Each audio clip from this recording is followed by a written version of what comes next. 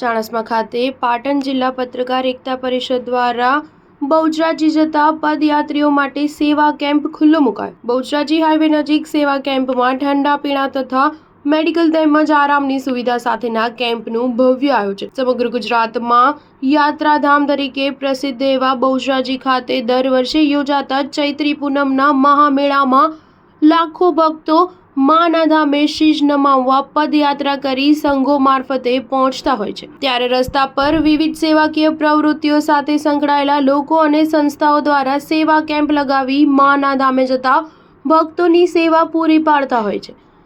ગત શુક્રવાર ચૈત્ર માસની 14ના દિવસે વહેલી સવારથી જ પાટણ જિલ્લા પત્રકાર એકતા પરિષદ દ્વારા ચાણસ્મા બહુચરાજી હાઈવે પર ઠંડા પીણા તથા મેડિકલ તેમજ આરામની ઉત્તમ સુવિધા સાથેના ભવ્ય કેમ્પનું આયોજન કરવામાં આવ્યું। પ્રદેશ ઇન્ચાર્જ અધ્યક્ષ તથા ઉપાધ્યક્ષ સહિત સાબરકાંઠાથી આવેલ પત્રકાર એકતા પરિષદના મહેમાનોની ઉપસ્થિતિમાં કેમ્પ ખુલ્લો મુકાયો। કેમ્પ અંતર્ગત હજારો માઈ ભક્તોએ કેમ્પનો લાભ લીધો હતો, જેમાં પત્રકારોની સાથે સાથે અન્ય સેવાભાવી લોકોએ પણ પદયાત્રીઓને સેવા પૂરી પાડી હતી।